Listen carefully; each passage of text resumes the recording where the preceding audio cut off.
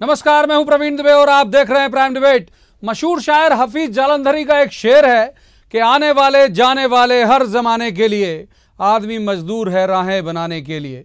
पर इस बार मजदूर राह नहीं बना रहे, बल्कि उन्हें राजनीति का वो पक्का रास्ता बना दिया गया है जो 2018 के विधानसभा चुनाव में कांग्रेस भाजपा में से किसी एक को मंजिल तक पहुंचाएगा। 2008 की लाडली लक्ष्मी के बाद सीएम शिवराज सिंह चौहान ने अपनी राजनीति का सबसे बड़ा दांव असंगठित मजदूरों पर खेला है। कहते हैं कि पसीना सूखने से पहले मेहनताना मिल जाना चाहिए, लेकिन मजदूरों पर मेहरबान शिवराज सरकार तो पसीना भी नहीं आने दे रही। शिवराज का ऐलान कि सरकार के बजट का आधा हिस्सा मजदूर का, असंगठित श्रमिकों के कल्याण की योजना में 1,89,00,000 वोटर, माफ कीजिए मजदूर, 1,88,00,000 मजदूर पढ़ लीजिए आप इसे, मजदूरों का पंजीयन। अंदाजा लगाइए कि दांव कितना बड़ा है। देर से जागी लेकिन दौड़ते हुए कांग्रेस भी पहुंची है मैदान में। तो मोहरे की तरह इस्तेमाल हुआ मजदूर का वर्गीकरण इस बार तय मानिए कि सियासी रंग से होगा। ये भाजपा वाले मजदूर हैं और ये कांग्रेस वाले मजदूर। हालांकि मजदूर की तो एक ही तासीर होती है, मेहनत। तो मध्य प्रदेश में मजदूर पर की जा रही ये सियासत किसे मजबूत बनाएगी, इसी मुद्दे पर हम आज बात करेंगे।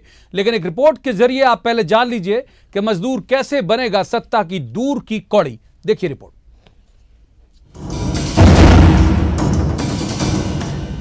अंबानी करने वालों, घरों में काम करने वाली मेरी माताएं हो, बहनें हो, हाथ ठेला थकाने वाले हो, साइकिल रिक्शा चलाने वाले हो, मेरे मेहनत कश मजदूरों, आज का दिन तुम्हारा दिन है, तुम्हें समर्पित करने आया हूं। मेहनत कश इस दुनिया से अपना हिस्सा मांगने दामन फैलाते, कुछ कह पाते। इससे पहले सरकार इस अंदाज में आई कि खुद तेरे दर पर आए हम, मुंह मांगी मुरादें लाए हम। पहले लाडली, फिर किसान और शिवराज अब मजदूर पर मेहरबान। तो एन चुनाव के पहले शबाब पर आई मुख्यमंत्री असंगठित मजदूर कल्याण योजना को सियासी चश्मे से देखिए तो जान पाएंगे कि इस योजना को गेम चेंजर क्यों कहा जा रहा है। मजदूर पर लगाए गए दांव को पहले इन आंकड़ों से समझिए। प्रदेश भर में 1,89,00,000 असंगठित मजदूरों के रजिस्ट्रेशन का दावा, यानी करीब 2.25 करोड़ के वोट बैंक पर बीजेपी का दांव। ये आंकड़ा 2013 में भाजपा को मिले कुल 1,51,00,000 वोट से कहीं ज्यादा है। शिवराज की अब तक की सबसे बड़ी हितग्राही मूलक योजना मजदूर को एक मुश्त 23 योजनाओं का लाभ, रोटी, कपड़ा, मकान, स्वास्थ्य, शिक्षा सब शामिल कर दिया। यानी जन्म से लेकर मृत्यु तक मजदूर का ख्याल रखेगी सरकार। झोपड़ियां डाल के, पन्नी तान के कई गरीब रह रहे हैं, फिर शासन पहुंच जाता है, हटो, अतिक्रमण कर दिया है, हटाओ, तोड़ो, मिटाओ। अब हमने तय किया भैया, इज्जत से जीने का अधिकार गरीब को है और रहने की जमीन का अधिकार गरीब को है। इसलिए पट्टा देके गरीब को जमीन का मालिक बनाएंगे, वैधानिक मालिक। शिवराज सरकार ने मजदूरों के लिए खोले भंडारे, तो देर से जागी कांग्रेस भी मजदूर का अपने अंदाज में पसीना पोंछने दौड़ी दौड़ी मैदान में आई। मजदूरों को रिझाना था तो नेहरू भी याद आए और इंदिरा भी। और फिर दोहराया ये जुमला कि मजदूर हो या किसान, बीजेपी सिर्फ इस्तेमाल करना जानती है। जो भी नीति बनाई जा रही है, जो भी सोच है, ये एंटी लेबर है। किसी भी क्षेत्र में देखिए किस प्रकार की एंटी लेबर सोच इनकी है, और ये सोच को जो ये नीतियों में कन्वर्ट कर रहे हैं, ये आपको पहचानना है। इनकी सोच पे खोट है। हालांकि सरकार की इसी महत्वाकांक्षी योजनाओं के बाद आए सरकारी आंकड़ों से भी सियासत गर्म है। राज्य श्रम विभाग ने जो आंकड़े दिए उसमें मजदूरों की संख्या करीब 2 करोड़ होने का दावा है, जबकि मध्य प्रदेश की कुल आबादी करीब 7.5 करोड़ है। इस लिहाज से प्रदेश का हर चौथा व्यक्ति मजदूर ही हुआ। वही मजदूर जो इस चुनाव में सत्ता की दूर की कौड़ी बना हुआ। भोपाल में शरद श्रीवास्तव, मकरंद काले के साथ bureau report, news 18 Madhya Pradesh.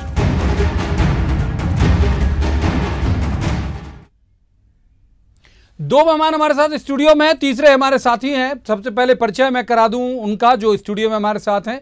हमारे साथ हैं डॉक्टर हितेश वाजपेयी, खाद्य और नागरिक आपूर्ति निगम के अध्यक्ष हैं। बीजेपी का पक्ष रखेंगे। डॉक्टर वाजपेयी का स्वागत। और दूसरे मेहमान हैं जेपी धनोपिया, ये प्रवक्ता हैं कांग्रेस के। धनोपिया साहब का भी स्वागत। और तीसरे मेहमान हमारे सहयोगी हैं शरद श्रीवास्तव, जिन्होंने ये रिपोर्ट फाइल की है। शरद का स्वागत। सबसे पहले शरद के पास ही चलेंगे। शरद, आपने अपनी रिपोर्ट में जो आंकड़े दिए और यह भी बताया कि पिछले बार जितने वोट से बीजेपी जीती थी उससे ज्यादा तो रजिस्ट्रेशन हो गए, तो यानी बहुत दूर की कौड़ी लेके आई है बीजेपी।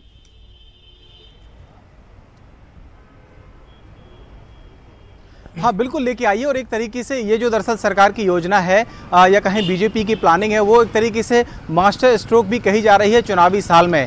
देखिए, मुख्यमंत्री शिवराज सिंह चौहान ने जब ये बात कही थी कि वो असंगठित क्षेत्र के जो मजदूर हैं उनके लिए योजना लेकर आएंगे, तो फिर इस योजना को अमली जामा पहनाने के लिए किस स्तर तक गंभीरता दिखाई गई है, इसका अंदाज़ा आप इसी बात से लगा सकते हैं कि कुछ दिनों पहले जब IAS अधिकारियों के ट्रांसफर हुए तो जो चुनिंदा IAS अधिकारी थे उन्हें श्रम विभाग का प्रमुख सचिव बनाया गया, और फिर इसकी जिम्मेदारी एक तरीके से ये कहते हुए उनको सौंपी गई है कि इस योजना में किसी भी तरह की कोई खामी बर्दाश्त नहीं की जाएगी। और देखिए, एक बात और मैं आपको बताना चाहता हूँ, इस पूरी योजना के तहत एक और नई बात जो सरकार ने कही है, दरअसल ये जो आंकड़ा ये बढ़ा हुआ है, इसके पीछे की वजह यह है कि पूरी तरीके से सरकार ने अपना खजाना इस योजना के लिए खोल दिया है, क्योंकि जो रजिस्ट्रेशन की प्रक्रिया है वो रजिस्ट्रेशन की प्रक्रिया सिर्फ जो असंगठित क्षेत्र के जितने भी मजदूर हैं, यानी कि अगर एक परिवार में 4 लोग भी मजदूरी करते हैं या 4 सदस्य भी हैं और उनके साथ में जो लोग मजदूरी करते हैं, तो उन सभी के रजिस्ट्रेशन की जो प्रक्रिया है वो की जा रही है। कहीं ना कहीं कोशिश यही है कि जन्म से लेकर मृत्यु तक की जो योजना के लाभ अगर दिए जाने हैं तो फिर वो इस तरीके से दिए जाएं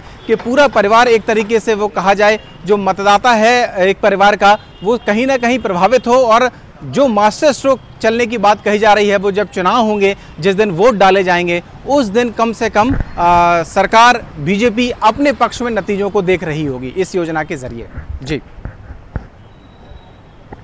डॉक्टर वाजपेयी, अपने पक्ष में नतीजा करने के लिए आपने शरद बता रहे हैं कि इतना बड़ा आपने ये अभियान शुरू किया, ये अब जबकि बहुत कम वक्त बचा है, ये हो पाएगा नहीं हो पाएगा, या फिर आपको लग रहा है कि ठीक है बाहर करते रहे कांग्रेस विरोध, हमने तो जगह चुन ली जहां से सत्ता की चाबी है?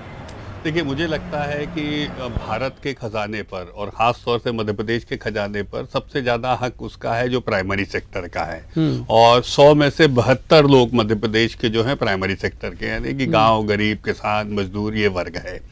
और स्वाभाविक है कि ठेले वाले, रेडी वाले, काम करने वाले हमारे घर में जो श्रमिक हैं, या 2.5 एकड़ तक का किसान, ये किसी ने सोचा नहीं होगा पूरे देश भर में प्रवीण जी कि 2.5 एकड़ से नीचे का किसान लगभग मजदूरों जैसे चुनाव के पहले क्यों याद आया? देखिए, हम तो देखिए जैसे जैसे हम गवर्नेंस के मॉडल से गुजर रहे हैं, हमको तो यही सब दिखाई देने लगा है। और 55 साल कंपनी बहादुर साहब को कभी नहीं दिखाई दिया होगा, क्योंकि वो कंपनी से बाहर आएंगे तो दिखाई देगा उनको। तो स्वाभाविक है कि एक और कंपनी बहादुर साहब हैं जो 24 कंपनियों के मालिक हैं और देश के अरबपतियों में सूची में उनका नाम आता है, तो वो मजदूर तक पहुंचने में उनको समय लगेगा। वही दूसरी कार्यक्रम में गए थे ना, लेकिन भाई नेता तो वही है ना। हमारे यहाँ तो बाबूलाल गौर जैसे लोग मुख्यमंत्री बने हैं जो मजदूर ही थे, बाद में मजदूर यूनियन से बने हुए, बिल्कुल, और आज पूरे मुख्यमंत्री के रूप में पूरे प्रदेश में हैं वो। तो मुझे लगता है कि ये बात सच है कि भारतीय जनता पार्टी भारत की जनता का प्रतिनिधित्व करती है, और मजदूर के बाद एक किसान नेता जो थे, जो किसान वर्ग से आते थे, वो आज मुख्यमंत्री हैं। तो स्वाभाविक है प्रवीण जी, हम महिलाओं के लिए योजनाएं बनाते हैं, उस पर हम चाहते हैं वोटिंग हो। हम मजदूरों के लिए योजनाएं बनाते हैं, हम उसके लिए चाहते हैं वोटिंग हो। मेधावी छात्रों के लिए बनाते हैं, हम चाहते हैं उसके लिए वोटिंग हो। तो हम तो जनता की पार्टी है। जवाब लेते धनों के एक चीज तो है कि ये भले ही आप कह लो कि काट की हांडी है, लेकिन चढ़ती है एक बार जरूर है। एक बार मैं ये इनकी जो बात है डॉक्टर वाजपेयी की, इस सिरे से मैं जरूर सहमत हूं कि लाडली लक्ष्मी लेके आए, गवर्नमेंट में आ गए, फिर उसके बाद मुख्यमंत्री कन्यादान, फिर बुजुर्ग तीर्थ दर्शन योजना, फिर सत्ता में आ गए, अब ये लेके आ गए मजदूर, तो आपको डर नहीं लग रहा है कि फिर सत्ता में आ जाएंगे? और आपने खुद बताया इनकी संख्या 2.5 करोड़ है, तो आप ही बता रहे हैं, तो उनको नहीं स्थान देना चाहिए क्या? हम कंपनी बहादुर को दें। वास्तविकता ये है कि मध्य प्रदेश के मुख्यमंत्री शिवराज सिंह चौहान जादूगर की परिभाषा में आते हैं। जादूगर हैं, ये दिखाते हैं लोगों को, होता कुछ नहीं हाथ में, यूं उंगलियां घुमाते हैं, लोग कंफ्यूज जाते हैं। मुझे आश्चर्य बात का तो फिर हो गए कंफ्यूज, वोट कर दिया तो ना, कोई वोट नहीं डालना है। ये 5 करोड़ टोटल लोग में से 2 करोड़ कहाँ मजदूर हैं? कौन से मजदूर हैं? इंडस्ट्री के लोग कहाँ चले गए? गवर्नमेंट एम्प्लॉय कहाँ चले गए? प्राइवेट सेक्टर में काम कर रहा है वो कहाँ चले गए? तो ये 10 करोड़ हो जाएंगे क्या? 18 साल से ऊपर के वोटर है, 5 करोड़ है कुल। ये साफ तौर पे गुमराह करने की बात है। इससे पहले कानून है, भवन निर्माण अधिनियम कानून लगा हुआ है, श्रम कल्याण अधिनियम लगा हुआ है, लाखों करोड़ रुपए का बजट है उसके अंदर। 2500 करोड़ रुपए का बजट इन्होंने उसमें बांट दिया, बर्बाद कर दिया लोगों के नाम पे जो भाजपा जुड़े हुए लोग हैं। ये गुमराह कर रहे हैं और 14.5 साल बाद सोने के बाद उठे हैं। ना रोजगार है, ना युवाओं को रोजगार मिल रहा है। उन्हें क्या करें, कैसे गुमराह करें? उन्हें हम आपको 1000 रुपए देंगे, हम 2000 रुपए देंगे। ये अब जनता इसमें आने वाली नहीं है, बातों में भूल जाए। 14.5 साल तक दोहन किया उन लोगों का। तो क्यों गए आज आपका नेता क्यों गए फिर इंटेक के कार्यक्रम? इंटेक का सम्मेलन तो हमारा उन लोगों का है। इंटेक के उन्होंने कहा मजदूर तो शुरू से हमारे साथ थे, नेहरू जी को गिनाया, इंदिरा जी को गिनाया। इंटेक के तो पदाधिकारी, इंटेक के कार्यकर्ताओं की बैठक थी वो। मजदूरों के साथ में मैं एक साफ कहना चाहता हूँ, मजदूर है कहाँ, रोजगार है कहाँ, कितनी इंडस्ट्री डली है? बता पांच बाजपेयी जी, कितनी इंडस्ट्री है? कोई इंडस्ट्री नहीं डली। एक बार शरद के पास चलेंगे। रोजगार है ना इंडस्ट्री है, किन की बात कर रहे हैं? सिर्फ गुमराह कर रहे हैं। और 14.5 साल के बाद 6 महीने 3 महीने में आचार संहिता जाएगी। इनको माना कुछ करना तो है ही नहीं है। कभी बोलते हैं 20 लाख मकान देंगे, कभी कहते हैं रोजगार देंगे, करना कुछ नहीं है। सुन तो एक शरद के बाद शरद एक बात जो आपने अपनी स्टोरी में उतरेंगे तो मजदूर दिखेंगे। एक बार हवाई जहाज से नीचे उतरेंगे तो मजदूर दिखेंगे। एक बार एक सवाल शरद से ले। शरद, ये जो कहा आपने कि वो जितने वोटर आपने संख्या गिनाई कि 1.5 करोड़ के आसपास वोट पिछली बार बीजेपी को पड़ा और भारी बहुमत से सरकार बन गई और इस बार संख्या ज्यादा है, तो मान लीजिए, ऐसे समझाइए आपके, मान लीजिए भोपाल में बल्क में थोक में मजदूरों ने वोट कर दिया, या दमोह में या डिंडोरी में या मंडला में नहीं किया, तो फिर कैसे होगा? या फिर बीजेपी ने तय किया जिलेवार के इतने मजदूर होने चाहिए? मजदूर नौकरी में लगे, मजदूर है ऑलरेडी। आप हवाई जहाज से नीचे आइए फिर। हाँ नहीं, बिल्कुल। देखिए, जिलेवार ही ये जो दरअसल रजिस्ट्रेशन की प्रक्रिया शुरू की गई। देखिए, सबसे बड़ी बात यह है कि अगर सरकार चाहती तो इस योजना का लाभ मजदूरों को किसी भी तरीके से दिया जा सकता था। उसके लिए किसी तरीके के डाटा की जरूरत नहीं थी अगर सरकार का मकसद ये होता। लेकिन ये जो योजना सरकार ने असंगठित क्षेत्र के मजदूरों के लिए बनाई गई है, सबसे बड़ी बात यह है, ऐसे मजदूर जो रिक्शे चलाते हैं, जो मजदूरी का काम करते हैं, दिहाड़ी मजदूरी पे काम करते हैं, लेकिन उनका कोई डाटा ही नहीं था अब तक। सबसे बड़ी बात यह है कि उनके डाटा उनका तैयार करने के लिए सबसे पहले उनकी रजिस्ट्रेशन की प्रक्रिया अपनाई गई है और इस रजिस्ट्रेशन की प्रक्रिया को पूरे मध्य प्रदेश में जिले स्तर पर किया गया है और बाकायदा सरकारी मशीनरी को लगाकर किया गया है।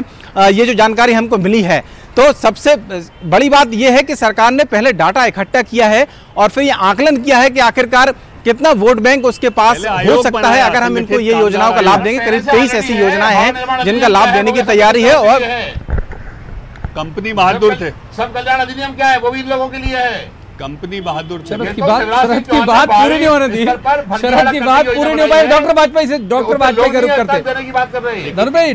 डॉक्टर वाजपेयी, मैं हाफ जाऊं यदि मैं पढ़ना शुरू करूं? इतनी सारी सुविधाएं आप दे रहे हो, इतना बजट है। गर्भवती श्रमिक महिलाओं को पोषण आहार के लिए इतना, महिला के खाते में 12,500 रुपए, मुखिया के लिए इतना, फिर गंभीर बीमारी, मतलब मैं हाफ जाऊंगा। तो मैं ये पूछ रहा हूँ इतना है ये कागज जो सामने रखा हुआ, इतना बजट है आपके पास? आप पानी पीजिए, तब तक बजट बता दीजिए। बजट कहां से लाएंगे? घर में नहीं है दाने, अम्मा चली बनाने। पैसे है नहीं है, तनख्वाह उठाने को हर महीने कर्ज लेना पड़ता है, उधार लेना पड़ता है, तनख्वाह बढ़ती है। सुन तो लीजिए, शायद इन्होंने कुछ तय किया हो बजट का। इन्होंने जब भाजपा के लोगों ने करोड़ों रुपए अरबों कमाया है, उसमें दे बात दूसरी है। और कुछ बोलना है सर आपको? है 1000 करोड़ रुपया नकद पड़ा है आपके पास, 6000 करोड़ का आपने ऑफिस बना दिया है, जगह जगह जमीनें बांट दी है। खूब तो भ्रष्टाचार कर रहे हो आप लोग सर। और बोल लीजिए। और क्या? और गरीब मजदूरों के साथ खिलवाड़ कर रहे हो, फर्जीवाड़ा कर रहे हो, बेवकूफ बना रहे हो लोगों को। और 14.5 साल से बैठे हुए हो, कुछ नहीं है। आजकल मैं जानना चाहता हूं कहां है 2 करोड़ लोग जिनका आपने रजिस्ट्रेशन किया? किसका किया रजिस्ट्रेशन? हर किसी का रजिस्ट्रेशन। जो नौकरियों में काम कर रहे हैं, फैक्ट्रियों में तनख्वाह मिल रही, उनका रजिस्ट्रेशन कर लिया। जो गवर्नमेंट एम्प्लॉइज हैं उनका रजिस्ट्रेशन कर लिया। 2.5 करोड़ किसानों के नाम पर वो कर लिया। मजदूर किसे कहते हैं? लुटाने की बात नहीं है ये, और बोलिए, गुमराह करने की बात है ये। गुमराह कर रहे हैं लोगों को, अपमान नहीं कर रहे हैं। मुख्यमंत्री शिवराज सिंह गरीबों का अपमान करिए और सिर्फ गुमराह कर रहे हैं। 14.5 साल से कहां थे आप? अगर गरीबों की बात करते हो तो कहां है? अरे आप मजदूरों को रोजगार नहीं है, फैक्ट्रियां बंद पड़ी हुई है, कारखाने चल नहीं रहे, बताइए कहां काम कर रहे हैं? अरे पानी आप शिवराज जी को पिलाइए, शिवराज जी को पिलाइए, शिवराज जी को पिलाइए। झूठे महिलाओं का अपमान करिए। उनका परिवार फला फूला है, 1 एकड़ में 10 लाख रुपए जमीन बेचते हैं, फसल बेचते हैं। और उनके भाई मास्टर नरेंद्र सिंह 10 फैक्ट्रियों का मालिक हैं, हजारों करोड़ रुपए की संपत्ति हो चुकी है। कहां है भाई? कहां से आ रहा है पैसा?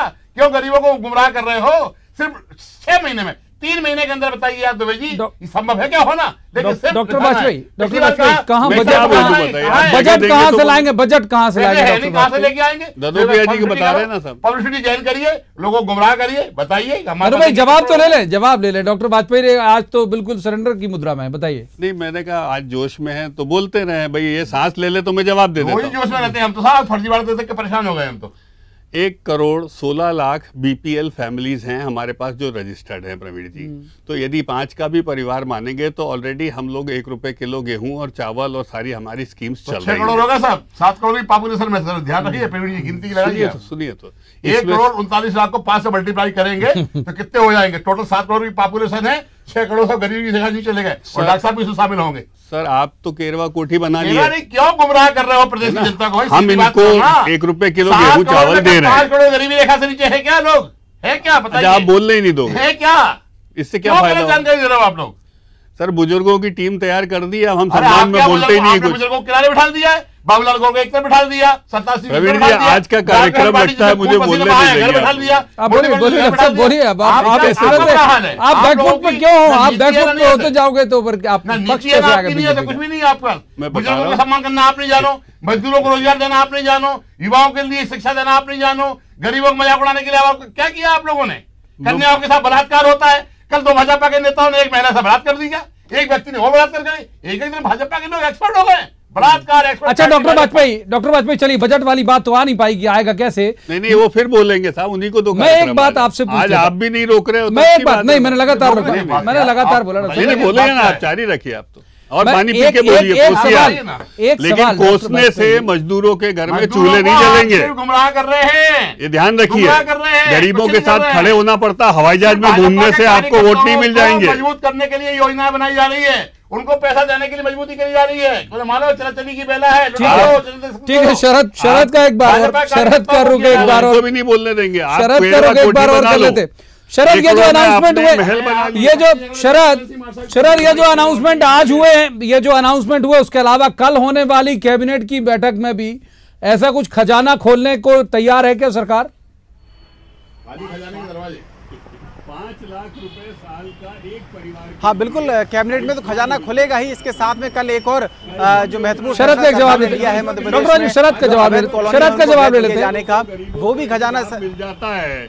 तो कांग्रेस के कंपनी बहादुर और उनके प्रतिनिधियों को क्यों दिक्कत होती है? इंडस्ट्री बंद कर दी है, रोजगार की बात। बड़े बड़े राजा महाराजा और कंपनी बहादुर यदि चुनाव लड़ेंगे आके, उनको मजदूर क्या दिखाई देगा?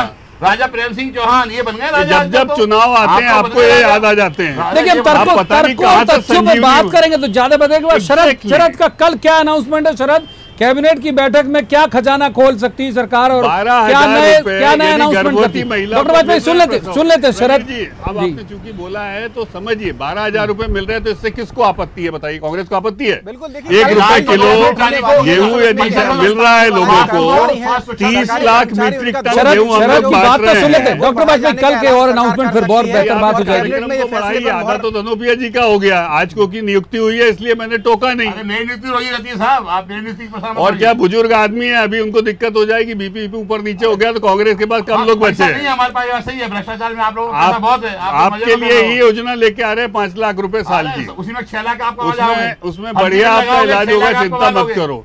ये तो कंपनी पहुंच जाएगा नरेंद्र सिंह मास्टर के घर पे, कुछ 24 कंपनियों के मालिक कंपनी बहादुर से जाके पूछना। चौहान के भाई नरेंद्र सिंह की कितनी उन्होंने पार्टनर है, आपको है जानकारी?